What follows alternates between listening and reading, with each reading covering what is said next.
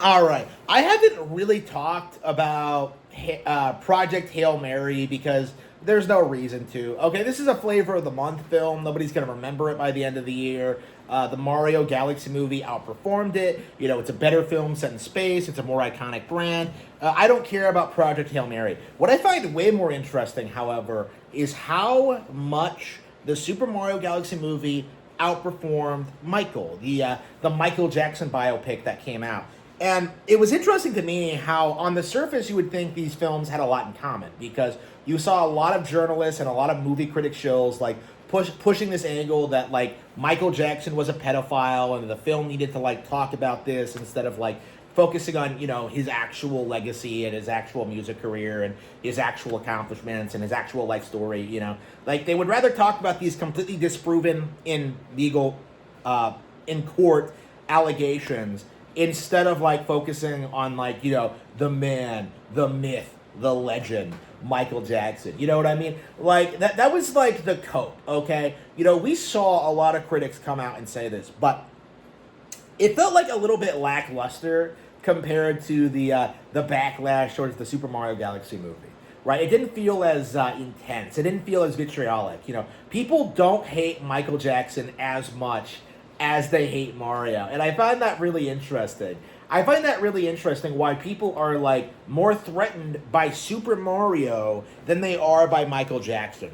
And I do think it's because like at its core of cores, Mario is bigger than MJ ever was. Okay, Nintendo is bigger than Michael Jackson. It's way more popular, way more beloved, way more recognizable. They've put out way better things over the years. Like, Michael Jackson dances and like sings a couple of hit songs. So what? Okay, so what? Like this is kind of my mentality, okay? Looking at like Michael Jackson, the legacy and just how like people talk about him is that like people have this mindset that like, oh man, in the 80s things were so much better. Oh, we all didn't see color and we were all just beating it and just like having a good time. Like again, like the 80s was a period in which like the establishment had complete control over everything. The globalists were already making their moves. They're already making plans on like flooding our countries with diversity and ruining society. So for like a period of time, they put a lot of money and effort into promoting Michael Jackson. To try and promote this idea that like black culture was cool. Okay, like that was kind of like the mindset behind the character and like the icon of Michael Jackson was like using him to like subvert and destroy Western culture. Okay, like again, yeah, forget like our actual like leadership, forget our actual like accomplishments, like forget the fact that we put a man on the moon, forget like our unique government structure, forget like the great men who have built this country. Yeah, let's worship some guy who dances. Okay, let's call him the king of pop. All the while we protest our president like no kings. Like it's positively disgusting. It is like I think the peak cultural control that the entertainment industry ever had was like gaslighting us into caring about Michael Jackson as a person. Thinking he was like some amazing guy, thinking that like he was some remarkable human being, like he was an entertainer, okay? Like that's it. He's no different than fucking Madonna. He's no different than like, I don't know, Johnny Depp. He's no different than like Mark Hamill. Like they're all just dudes. Okay, like they don't do anything. They've never accomplished anything. Like without like billions of dollars of Hollywood productions backing them up, like they would be nobody. Okay, like these guys aren't special. Is my point. It's just my mindset. Okay, Mario in comparison is special. Okay, Mario led the charge in developing video games as an actual serious medium. Okay, in which we have unique experience unique art forms, interact with games in a way we've never had before. Mario is a true trailblazer. In the sense that like Mickey Mouse could only aspire to be. Okay, like Mario actually has been involved in more high-profile things than Michael Jackson ever will be. Donkey Kong came out in 1981, right? In the next 5 years, Mario and Donkey Kong will be 50 years old. Okay, which is coincidentally the exact same age that Michael Jackson died. That's the reality of it. Okay, is that Mario, DK, even fucking Shigeru Miyamoto, who created them, they are bigger and better and have more of an impact on society and on culture than Michael Jackson ever has. Okay, Michael Jackson hasn't done shit. Okay, Michael Jackson is just a millennial's idea of cool.